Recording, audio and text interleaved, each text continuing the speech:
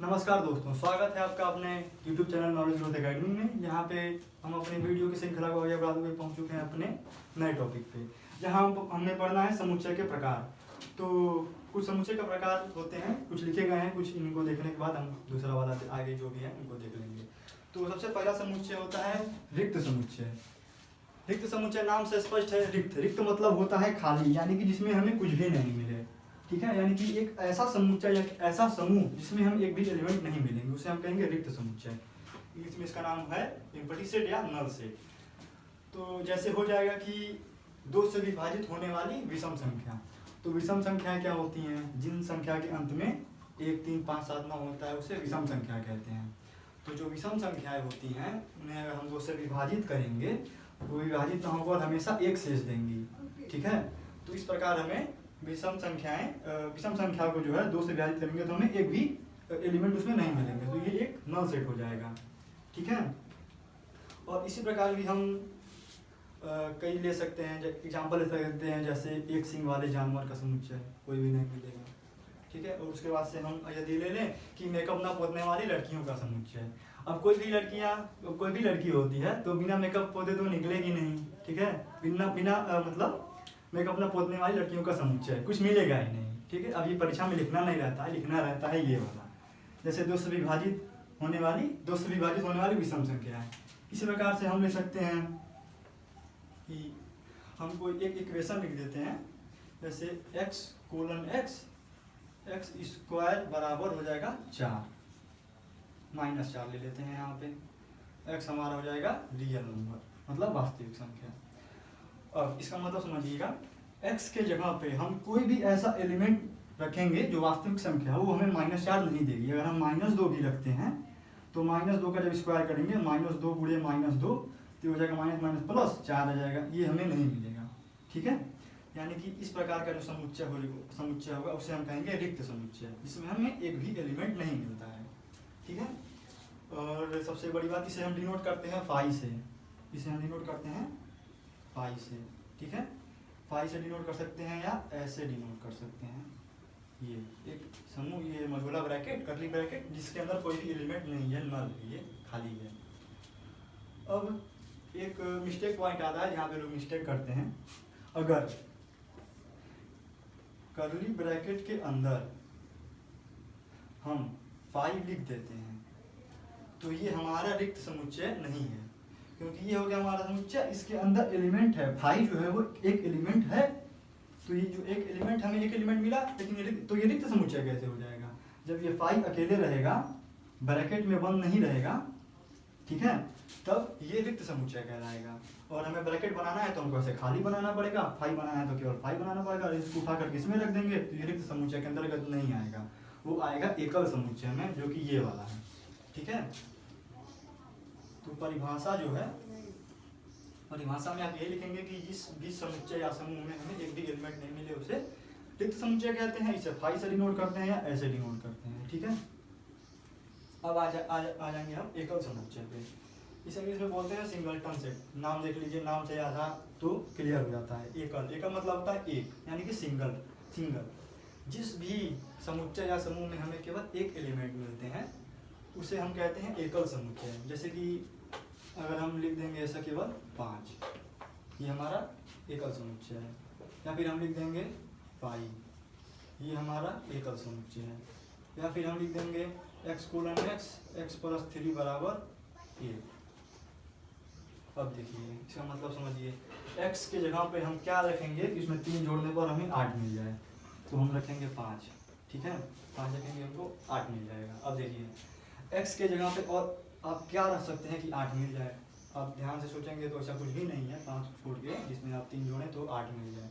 यानी कि इस एलिमेंट में हमको कौन सा, यानी कि इस समुच्चय में हमको कितना एलिमेंट मिलेगा? केवल एक एलिमेंट मिलेगा, जो कि होगा 5। तो इस प्रकार ये हो जाएगा एकल समुच्चय। ठीक है, परिभाषा में कैसे लिखेंगे कि वह समुच्चय या वह समूह जिसमें हमें केवल एक एलिमेंट मिलता है उसे हम कहते हैं एकल समुच्चय या सिंगलटन सेट। ठीक है, ज़्यादा कुछ है नहीं इसमें। अब आ जाते हैं तीसरे वाले पे, परिमित समुच्चय, फाइनाइट सेट। परिमित मतलब होता है कि जिसकी कुछ बाउंड्री होती है। ठीक है, जैसे कि बता दिया जाए, जैसे कि हम कुछ भी समुच्चय ले लें, जैसे अनंत तक नहीं जाना है। जैसे हम ले लेंगे कि सम संख्याओं का समुच्चय, तो लिखते जाएंगे मिलता जाएगा। विषम संख्याओं का समुच्चय लिखते जाएंगे मिलता जाएगा। वैसा नहीं होना चाहिए। यहाँ पे क्या होता है कि एक फाइनाइट होना चाहिए, एक निश्चित संख्या होनी चाहिए उसके अंदर। जैसे कि हम ले सकते हैं कि इंग्लिश अल्फ़ाबेट के वॉवेल्स का समुच्चय, ठीक है, इंग्लिश अल्फ़ाबेट के वॉवेल्स का समुच्चय।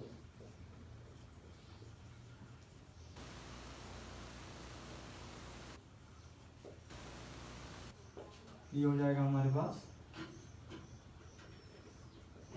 सब लोग जानते हैं, ए हो जाएगा, ई हो जाएगा, आई हो जाएगा, ओ हो जाएगा, यू हो जाएगा, ठीक है। और हम ले सकते हैं सम संख्याओं का समुच्चय, लेकिन बाउंडेशन लगाना पड़ेगा। जैसे देखिए सम संख्याओं का समुच्चय जो 10 से 20 के बीच में है, ठीक है। अब हम बनाएंगे सम संख्याओं का समुच्चय जो 10 से 20 के बीच में है। क्या क्या हो जाएगा, 12 हो जाएगा, 14 हो जाएगा, 16 हो जाएगा, 18 हो जाएगा, ठीक है। हमें परिमित तो मिला, मतलब एक फाइनाइट सेट मिला, यानी कि एक ऐसा नंबर जिसको हम गिन सकते हैं इसके अंदर। अगर खाली बोल देता कि सम संख्याओं का समुच्चय, तो ये परिमित समुच्चय के अंतर्गत नहीं आता। लेकिन जब फाउंडेशन लगा दिया है 10 से 20 के बीच, कितना मिलेगा, 40 मिलेगा, परिमित है, ठीक है। तो ये हो जाएगा हमारा परिमित समुच्चय। परिमित समुच्चय में परिभाषा में क्या लिखेंगे कि ऐसा समूह या फिर एक ऐसा समुच्चय जिसके तत्वों को गिना जा सकता है, उसे हम कहेंगे परिमित समुच्चय। अब आ गया अपरिमित समुच्चय, वही समुच्चय जो परिमित नहीं होगा वो अपरिमित होगा। जैसे कि हम लिख देंगे कि सम संख्याओं का समुच्चय, विषम संख्याओं का समुच्चय, अभाज्य संख्याओं का समुच्चय, लिखते जाएंगे अनंत तक मिलता जाएगा। जैसे कि हम लिख दें सम संख्याओं का समुच्चय, सम संख्याओं का समुच्चय, ये ले लेंगे, ये हो जाएगा 2, 4, 6, 8, 10, ऐसे करते जाएंगे बहुत दूर से मिलता जाएगा। हम गिन ही नहीं पाएंगे कहाँ तक है, ठीक है। वैसे इनफाइनाइट तक जाता है, ये इनफाइनाइट का सिंबल होता है। और ले लेंगे अगर हम विषम संख्याओं का समुच्चय, वो इसी तरह हो जाएगा। विषम संख्या लेंगे, ये हो जाएगा 1, 3, 5, 7, 9, 10, बहुत अनंत तक चला जाएगा। इसी तरह अभाज्य संख्या का समुच्चय ले लें, पूर्णांक संख्या का समुच्चय ले लें, ये भी बहुत अनंत तक चला जाएगा। यानी कि इसकी परिभाषा में क्या लिखना रहता है, अपरिमित समुच्चय की परिभाषा में, कि एक ऐसा समुच्चय या फिर एक ऐसा समूह जिसके तत्वों को हम गिन नहीं सकते हैं, वो अनंत तक जाती हैं, तो ऐसे समुच्चय को हम कहते हैं फाइनाइट सेट, और हिंदी में बोलते हैं अपरिमित समुच्चय, ठीक है। अब इसके बाद दो समुच्चय को और बताने तक आप इसका स्क्रीनशॉट लीजिए। जो प्रकार थे, 4 प्रकार को हम देख लिए थे, 2 प्रकार और हैं। इसमें आ जाता है समान समुच्चय। समान मतलब इक्वल सेट। तो इसका मतलब ये होता है कि अगर हम किसी समुच्चय को लिख देते हैं, मान के चलिए ये हमारे पास हो गया 2, 3, 5, 7, और इसी समुच्चय को हम बदल करके लिख देते हैं, ऐसे लिख देंगे अगर 3, 5, 2, 7, ठीक है। अगर आप देखेंगे तो इसमें क्या होगा, इसमें 2 है, 3 है, 5 है, 7 है, इसमें एलिमेंट्स वही है, बस उनका क्रम चेंज कर दिया है, इधर उधर कर दिया है। तो समुच्चय में जो एलिमेंट को इधर उधर कर देने से उसके मान में परिवर्तन नहीं आता है। उसके हम एलिमेंट्स को इधर उधर लिख सकते हैं, 2 को यहाँ लिख के 7 को यहाँ लिख देंगे, सबको आपस में इंटरचेंज कर सकते हैं, ठीक है। ये समुच्चय पर कोई प्रभाव नहीं पड़ता है। तो बस अंतर ये रहना चाहिए कि इसमें भी 4 एलिमेंट है, इसमें भी 4 एलिमेंट रहने चाहिए, कुछ एक्स्ट्रा नहीं जोड़ना है, कुछ घटाना नहीं है, ठीक है। अगर इस एलिमेंट को हम इधर उधर भी लिख देते हैं तो ये समुच्चय बराबर रहेगा, ठीक है। A1 हो जाएगा बराबर A2 के, ये हमारा हो जाएगा समान समुच्चय। समान समुच्चय में क्या होता है, फिर से देख लीजिए कि जो 2 समुच्चय दिए रहेंगे उसमें एलिमेंट एक ही होने चाहिए, ठीक है। क्रम इधर उधर हो सकता है, चलेगा, लेकिन एलिमेंट एक ही होना चाहिए, जितने इसमें है उतने ही इसमें भी होने चाहिए। एक और ले लेते हैं, ये हो गया हमारे पास A, B, C, D, G, D2 ले लेंगे, ये हम लिख दिए G, B, C, A B, इसमें जी है, इसमें भी जी है, डी है, इसमें भी डी है, सी, इसमें भी सी है, ए है, बी है, इसमें भी ए है, बी, यानी कि यही वाला एलिमेंट इसमें लिखा गया है, ये वन नहीं है, ये कॉमा लगाया गया है, ठीक है, वन मत समझ लीजिए इसको, एलिमेंट वही है, बस इसको आपस में इंटरचेंज करके इधर उधर लिख दिया गया है, ठीक है। तो हमारा B1 हो जाएगा B2 के, और ये हो जाएगा हमारा समान समुच्चय। समान समुच्चय समझ में आ गया होगा। अब बढ़ते हैं समतुल्य समुच्चय में, बहुत थोड़ा कन्फ्यूजन रहता है इसमें, समान समुच्चय, समतुल्य समुच्चय। देखिए समतुल्य समुच्चय क्या होता है कि कोई भी दो समुच्चय हम ले लिए A B C, A2 ले लिए 1 2 3, ठीक है। अब देखिए ये A1 और A2 समतुल्य समुच्चय तब कहे जाएंगे जब A1 और A2 में एलिमेंट्स की संख्या, अवयवों की संख्या बराबर हो, ठीक है। इसमें कितने एलिमेंट हैं, 1 2 3, इसमें n बराबर 3, इसमें कितने हैं, n बराबर 3, ठीक है। इसको ऐसे रिप्रेजेंट करते हैं, नंबर जो होता है n फॉर होता है number of element in A1, number of element in A2, जब बराबर रहेंगे तब हो जाएगा हमारा समतुल्य समुच्चय। इक्विवेलेंट सेट इसको बोलते हैं, इक्विवेलेंट सेट बोलते हैं। तो अगर A1 और A2, फिर से हमारी भाषा सुन लीजिए, A1 और A2 समतुल्य समुच्चय तब कहे जाएंगे जब उनमें अवयवों की संख्या बराबर होगी। एक एग्जांपल और ले लेते हैं।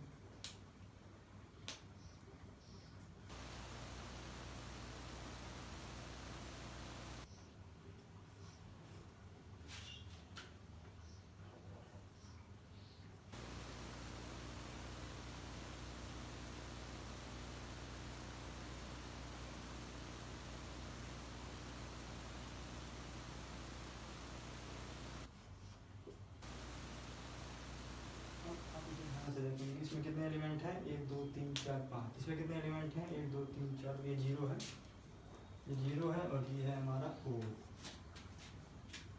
इसमें कितने एलिमेंट है, इसमें है 5 एलिमेंट, इसमें है हमारे पास 5 एलिमेंट। अब कई कई बच्चे होते हैं वो बोलते हैं ये तो फाई है, ये तो रिक्त समुच्चय होता है, इसको हम लेंगे ही नहीं, 1 2 3 4 एलिमेंट है इसमें, तो ऐसा नहीं होता है। जब भी समुच्चय के अंदर यानी कि इस कर्ली ब्रैकेट के अंदर फाई लिखा जाएगा तो वो रिक्त समुच्चय नहीं होगा, वो एक एलिमेंट के रूप में ट्रीट किया जाएगा, यानी कि ये एक एलिमेंट है, इसको हम निग्लेक्ट नहीं कर सकते हैं, उपेक्षित नहीं कर सकते हैं इसको। इसमें कितने एलिमेंट हैं, 1 2 3 4 5, इसमें एलिमेंट है 1 2 3 4 5। तो हमारा A B और C जो हो जाएगा एक समतुल्य समुच्चय होगा, इक्विवेलेंट सेट हो जाएगा, ठीक है। तो यहाँ पे number of element in B बराबर है number of element in C, ठीक है। तो ये हमारे जो है समतुल्य समुच्चय है। नाम थोड़ा एक सा है इसलिए कंफ्यूजन बनी रहती है इसमें, लेकिन आप ध्यान से पढ़ेंगे और नाम से समझने की कोशिश करेंगे तो ज़्यादा समझ में आएगा। समान मतलब समान समुच्चय, जो इसमें है वो इसमें भी रहना चाहिए। समतुल्य, तुल्य मतलब होता है तौलना, यानी कि बराबर, यानी कि जितने एलिमेंट इसमें होते हैं उतने ही एलिमेंट, यानी कि अगर हम देसी भाषा में समझें, तुल्य मतलब हो गया हमारा तौलना, यानी कि जितना किलो का ये रहेगा उतना किलो का ये भी रहेगा। इसमें हो गया 5 एलिमेंट, इसमें हो गया 5 एलिमेंट। अगर नंबर की संख्या बराबर रहेगी तो हो जाएगा समतुल्य समुच्चय, और समान और एलिमेंट समान रहेंगे तो वो हो जाएगा समान समुच्चय, इक्वल सेट। अब देखिए एक और बात इंपॉर्टेंट आ जाती है यहाँ से, जो समान समुच्चय है ये समान समुच्चय समतुल्य भी हो सकता है, समान समुच्चय समतुल्य भी हो सकता है, क्योंकि यहाँ पे आप देख सकते हैं यहाँ पे 1 2 3 4 एलिमेंट हैं, यहाँ पे भी 1 2 3 4 एलिमेंट हैं, ठीक है। तो ये हो जाएगा हमारा समतुल्य, ये हो जाएगा हमारा, इसमें 4 एलिमेंट, इसमें 4 एलिमेंट, हो जाएगा हमारा समतुल्य समुच्चय, यानी कि समान समुच्चय समतुल्य समुच्चय हो सकता है। उसी प्रकार इसमें भी अगर हम आ जाएं, ये हो गया हमारा बी में 5 है, इस एग्जाम्पल को ले सकते हैं, बी में हो गया 5 एलिमेंट, सी में हो गया 5 एलिमेंट, ठीक है। लेकिन अगर हम इसको फिर से बी को अगर हम ऐसे लिख दें, डी डैश मान लेते हैं, इसको हम अगर पलट करके लिख दें इधर उधर, हाई लिख दें, 0 लिख दें, ई लिख दें, एफ लिख दें, जी लिख दें, ठीक है। इसमें भी 5 एलिमेंट हो गए, इसमें भी 5 एलिमेंट हो गए, ठीक है। तो ये हमारा समतुल्य समुच्चय हो जाएगा। देखिए इसमें भी जो एलिमेंट हैं उसी एलिमेंट को इंटरचेंज करके इधर उधर लिख दिया गया है, जैसा कि इसमें बताया गया था, ठीक है। तो ये हमारा समतुल्य समुच्चय हो गया। तो उम्मीद है आपको ये सब समझ में आया होगा। तो हम बढ़ते हैं अपने नेक्स्ट टॉपिक की तरफ, जहाँ पे हम समझेंगे समुच्चयों का घटाना। समुच्चय को घटाया कैसे जाता है, समुच्चयों को जोड़ा कैसे जाता है और इसका गुणा कैसे किया जाता है। इतना सब होने के बाद हम आगे की चर्चा करेंगे, फिर यूनियन सॉल्व पढ़ेंगे, इंटरसेक्शन पढ़ेंगे। फिलहाल आप इतना अगर स्क्रीनशॉट लीजिए तब तक। तो समुच्चयों के प्रकार पढ़ने के बाद हम पढ़ लेते हैं समुच्चयों का अंतर, यानी कि समुच्चयों का घटाना। छोटा सा टॉपिक होता है, छोटी सी कॉन्सेप्ट है, ज़्यादा कुछ होता नहीं है इसमें। तो देखिए, दो समुच्चय यदि दिए गए हैं ए और बी, दिए गए दो समुच्चय, ए में कुछ एलिमेंट हैं और बी में कुछ एलिमेंट हैं, ठीक है। तो ए माइनस बी, ध्यान से सुनिएगा, ए माइनस बी ए के उन समुच्चयों का, ए के उन अवयवों का समुच्चय होता है जो बी में नहीं है। फिर से सुन लीजिए, ए माइनस बी ए के अवयवों के उन अवयव ए के उन अवयवों का समुच्चय होता है जो बी में नहीं है।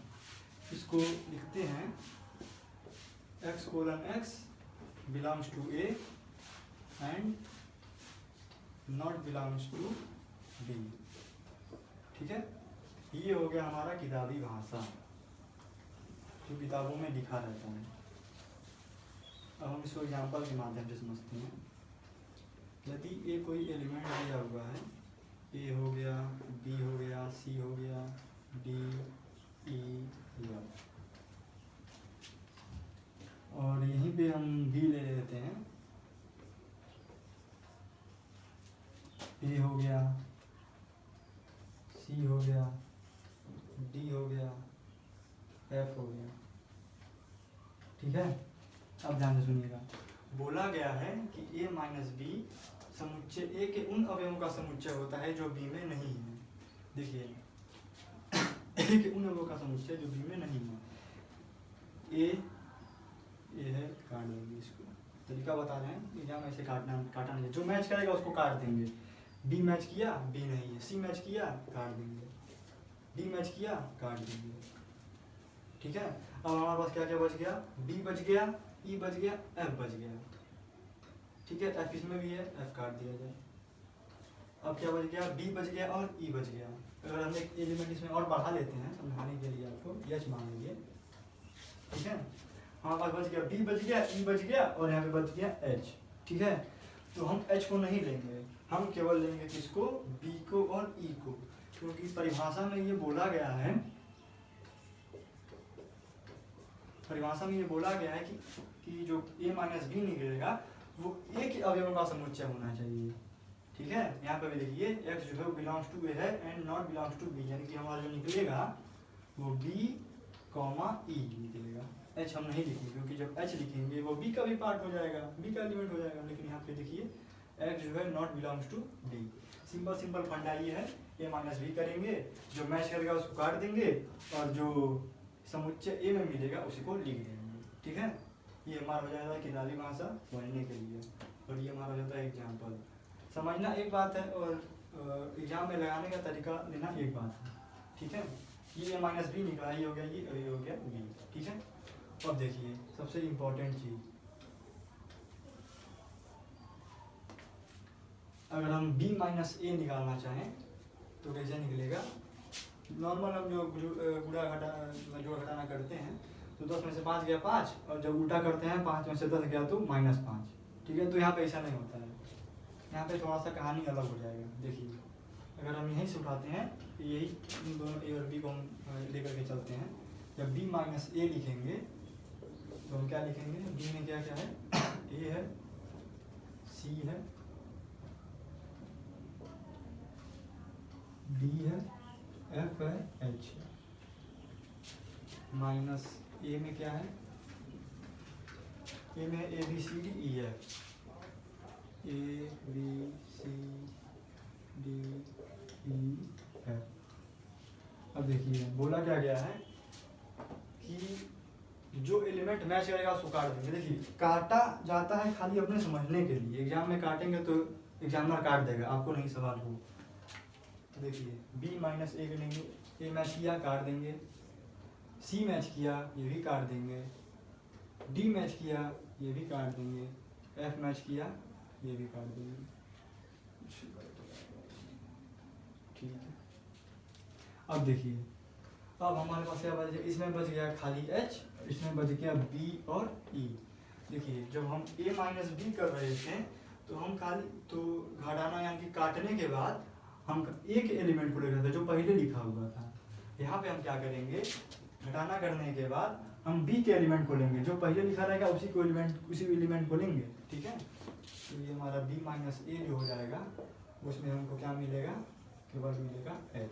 ध्यान से समझिएगा, ए माइनस बी करेंगे, काटने के बाद उन एलिमेंट को लिखेंगे जो यहाँ पे पहले लिखा गया है, बी और ई। जब बी माइनस ए करेंगे तो काटने के बाद उन एलिमेंट को लेंगे जो पहले लिखा गया यानी कि बी, यानी कि बी हमारा ये, काटने के बाद ये बच गया, ये दोनों नहीं लिखा जाएगा क्योंकि हम बी माइनस ए निकालेंगे। जब ए माइनस बी निकालते हैं तो इन दोनों को लिखाएंगे जैसे कि यहाँ पे दिया गया है, ठीक है। तो ये बताइए ये कौन सा सेट हो जाएगा, ये हमारा हो जाएगा एकल सेट, सिंगलटन सेट, जिसमें हमें केवल एक एलिमेंट मिलता है। तो आप यहाँ पे ध्यान से देखने पे पाएंगे कि A minus B not equal to B minus A, ठीक है। ये हो जाएगा इसका कंक्लूजन। घटाना सीख गए आप, एक बार फिर से दोहरा दिया जाता है। देखिए इनमें कोई एलिमेंट दे दिया गया है, दूसरे एग्जांपल से लेकर के समझते हैं।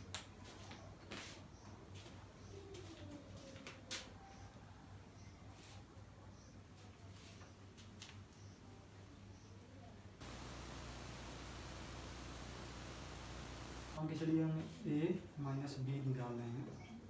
ए में हमारा एलिमेंट है, ए में हमारा एलिमेंट है 1 2 3 4 5 6 और बी में हमारा एलिमेंट है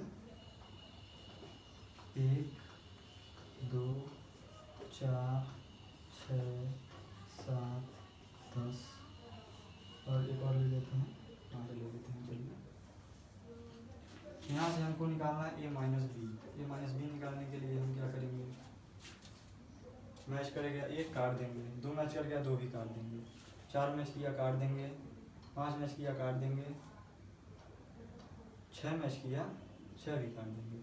अब देखिए अब हम लिखेंगे कि हम लिखेंगे खाली 3, क्योंकि हम ए माइनस बी निकाल रहे हैं। तो यहाँ पे काटने के बाद एलिमेंट कौन किस समुच्चय का लेंगे, ए का लेंगे, क्योंकि ए पहले लिखा गया है, ठीक है। अगर बी पहले लिखा गया था, जैसे कि देख लीजिए बी माइनस ए, ठीक है, इसको हम पहले लिख देते हैं 1 2 4 5 उधर ले जाते हैं, 6 7 और 10 माइनस ये हमारा ए वाला सेट है, ये हमारा बी वाला, ठीक है। और ये हो गया हमारे पास बी और ए को इधर लेते आते हैं, 1 2 3 4 5 और 6। अब देखिए जो मैच करेगा काटेंगे, 1 काटेंगे 2 काटेंगे, 4 मैच किया 4 भी काटेंगे, 5 मैच किया 5 भी काटेंगे, 6 भी काटेंगे, ठीक है। अब देखिए हमारे पास कितना बच गया, 7 10, इसमें बच गया हमारे पास क्या क्या 4 कटा है 5 कटा है 6, इसमें खाली 3 बचा है, 7 10 और 3 बच गया। तो हम एलिमेंट को किस समुच्चय का लेंगे, बी वाले का लेंगे, यानी कि इसका खाली लेंगे जो पहले लिखा गया है, उस एलिमेंट का हमको तत्व लेना है। बी माइनस ए बराबर हो जाएगा हमारे पास 7 और 10, ये हो जाएगा। यहाँ से जल्द देखेंगे ए माइनस बी और बी माइनस ए बराबर नहीं, ठीक है। तो मोटा मोटी जो परीक्षा में जो किताब में जो एग्जाम्पल दिया रहता है वो यही दिया रहता है, और जो भाषा लिखा रहता है ये वाला जो कि काफ़ी लोगों को समझ में नहीं आता है, वो लिखा यही रहता है कि जब ए माइनस बी करेंगे तो जो एक्स निकलेगा वो तत्व होना चाहिए ए का, ना कि बी का। इसको उल्टा कर दें, अगर हम बी माइनस ए करेंगे तो जो एक्स निकलेगा वो एलिमेंट होना चाहिए बी का, ना कि ए का, ठीक है।